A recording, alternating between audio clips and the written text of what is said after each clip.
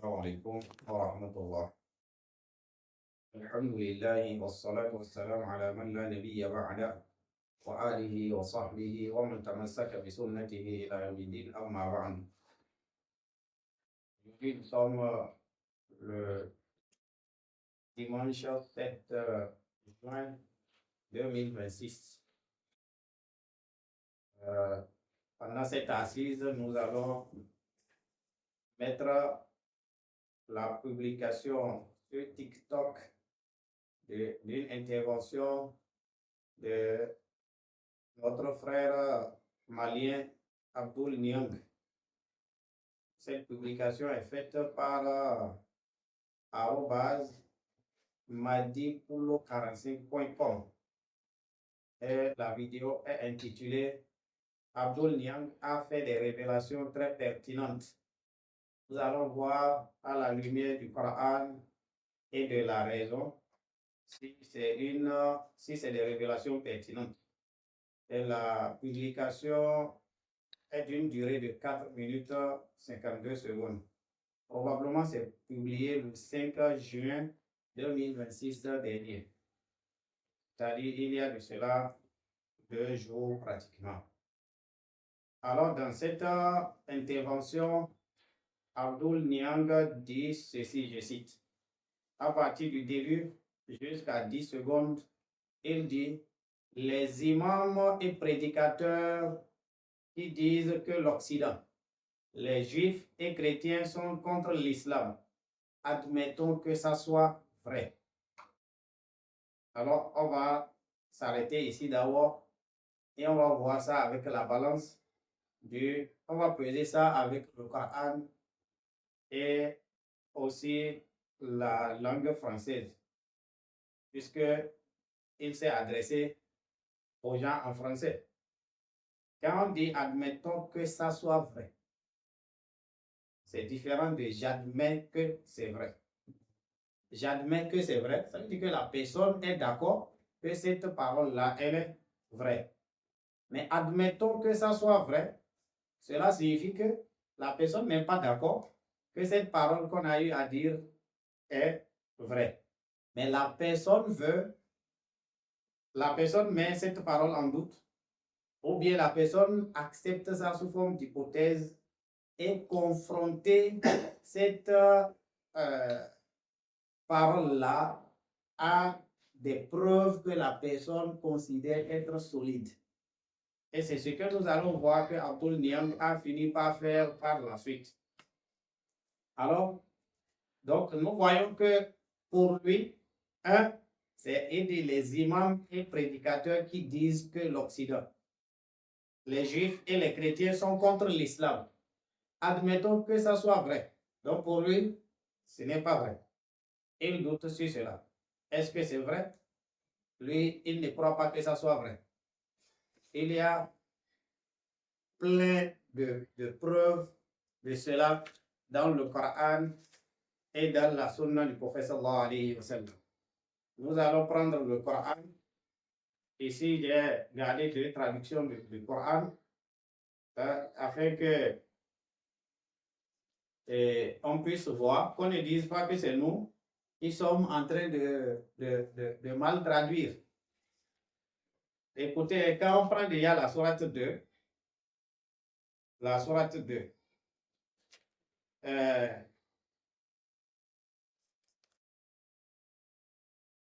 la sourate 2,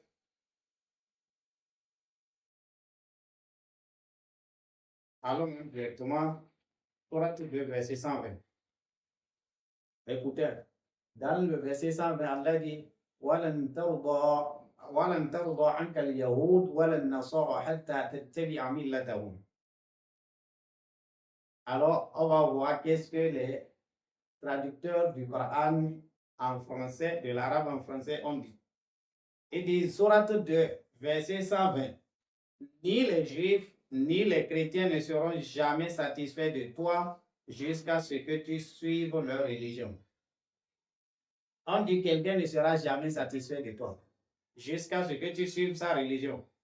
Est-ce que là, cette parole-là, les imams et prédicateurs qui disent que l'Occident, les juifs et les chrétiens sont contre l'islam.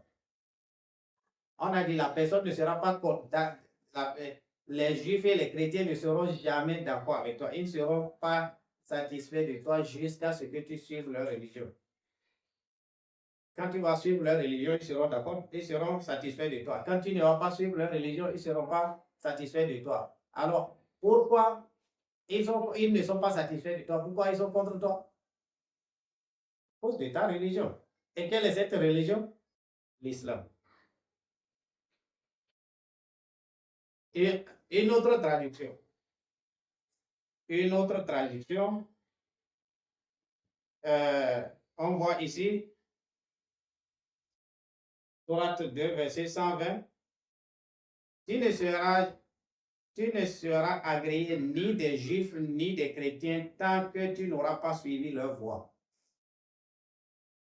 Quelle que soit la traduction, ça nous renvoie à la même idée. Cette idée selon laquelle les juifs et les chrétiens, ils ne seront jamais d'accord avec le musulman jusqu'à ce que le musulman abandonne l'islam et qu'il les suive.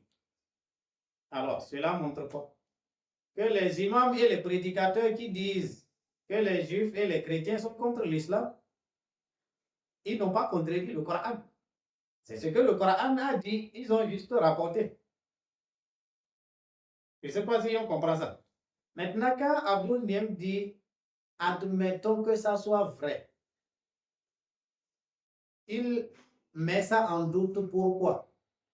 Est-ce que c'est parce que il ignore ce qui est venu dans le Coran ou bien quoi? Il y a plein de passages comme ça. Avant d'atteindre là, allons-y au verset. Allons au verset 109. Allah dit ود كثير من أهل الكتاب لو يردونكم من بعد إيمانكم كفارا حسدا من عند أنفسهم. Toujours Sourate 2, cette fois-ci verset 109. Je lis la traduction. Allah dit, beaucoup parmi les gens de l'écrit, ou bien les gens de l'écriture, ici il a adopté la traduction les gens du livre, aiment vous ramener à la dénégation, la mécréance, après que vous avez eu la foi, et cela par envie venant de leurs âmes, et après que la vérité leur est devenue claire. Sourate 2, verset 109. Lisons cette traduction. Sourate 2, verset 109. On voit ici, nombre de gens du livre aimeraient par jalousie de leur part pouvoir vous rendre mécréants après que vous ayez cru et après que la vérité s'est manifestée à eux. Donc, est-ce que ce verset aussi ne renvoie pas à l'idée que les juifs et les chrétiens, parce que quand on dit les gens du livre, dans le Coran, on parle des juifs et des chrétiens. Est-ce que ici, ce n'est pas clairement établi que les juifs et les chrétiens, ils ne sont pas d'accord avec l'islam et ils veulent à tout prix que les musulmans abandonnent l'islam et qu'ils deviennent des mécréants? Alors, si on recule encore un peu, pour Sourate 2, cette fois-ci, verset 105, Allah dit, ما يود الذين كفروا من أهل الكتاب ولا المشركين أن ينزل عليكم من خير من ربكم والله يختص برحمته من يشاء والله ذو الفضل العظيم. Sourate 2, verset 105. Allah dit ceci. Ni les mécréants parmi les gens du livre. Et si c'était moi qui allais traduire, j'allais dire ni les mécréants tels que les gens du livre ou les associateurs. Parce que parmi ici, Quand on est dans la langue arabe, on comprend vite. Mais quand on est dans la langue française, c'est tout comme si c'est une partie et une partie n'est pas dedans. Donc, ni les mécréants parmi les gens du livre, donc la bonne traduction, ni les mécréants, ni les mécréants tels que les gens du livre, ni les associateurs, n'aiment qu'on fasse descendre sur vous un bienfait de la part de votre Seigneur. Ils ne veulent pas que le bien descende sur vous. Alors qu'Allah réserve à qui il veut sa miséricorde. Et c'est Allah le détenteur de l'abondance. Ibn Kathir, qui est un savant du tafsir du 8e siècle hégirien. Nous sommes au 15e siècle maintenant. Et il commente ce verset. Abdul Niam, il faut aller prendre connaissance de ce qu'il a dit sur ce verset.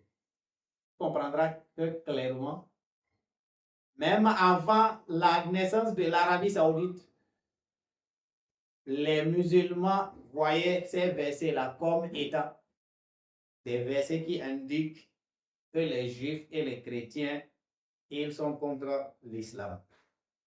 Mais est-ce que parce qu'ils sont contre l'islam, ça a empêché le prophète sallallahu alayhi wa sallam, qui a reçu en premier ces versets-là, d'avoir des alliances avec les juifs et les chrétiens?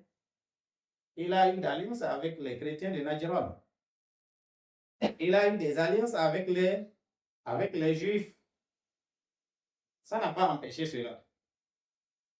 Mais le Coran a mis des règles. Il faut des règles. Que des gens avec qui, parmi les chrétiens et les gens parmi les chrétiens, donc ce n'est pas tous les chrétiens qui sont concernés, il y a certains chrétiens, il y a certains juifs avec qui les musulmans peuvent avoir d'alliance. Le Coran a été clair. Il y a certains associateurs, certains idolâtres avec qui les musulmans peuvent avoir d'alliance. Le Coran a été clair là-dessus. Mais nous allons parler de ça quand on va parler sur des alliances.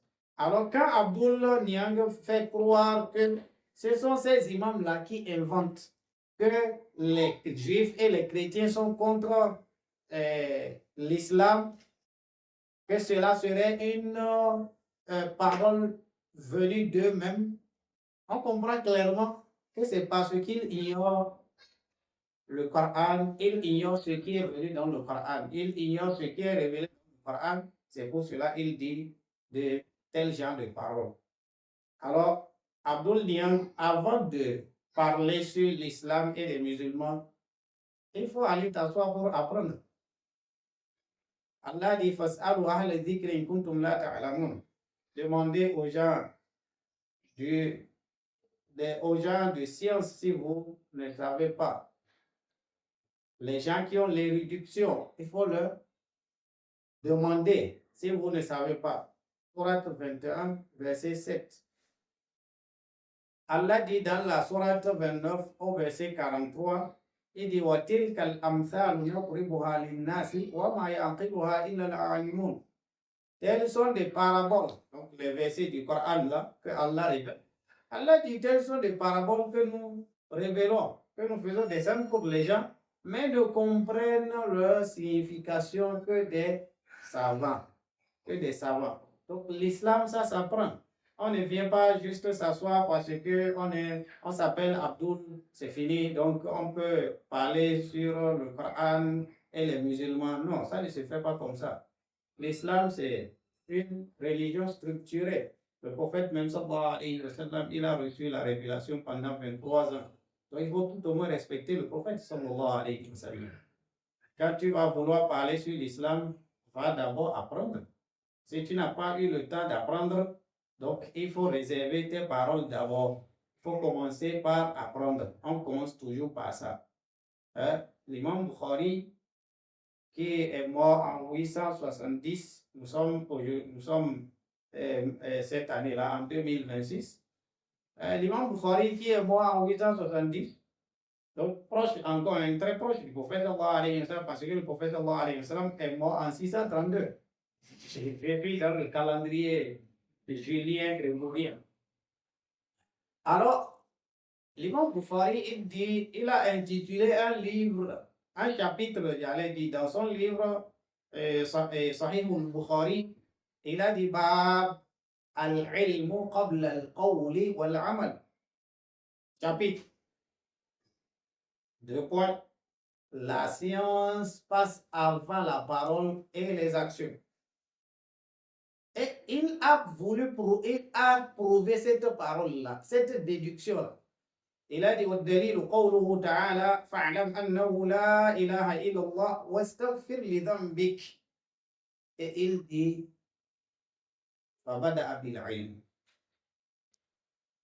Il dit la preuve de cette parole-là, c'est-à-dire le fait qu'il ait dit qu'en islam, il faut avoir d'abord la science avant de parler ou bien de mettre en application, que la preuve de cela, c'est le verset de la sourate 47, le verset 19 de la sourate 47, où Allah dit au prophète sallallahu alayhi wa sallam, et sache qu'il n'y a pas de divinité digne d'adoration en dehors d'Allah, et demande le pardon pour tes péchés.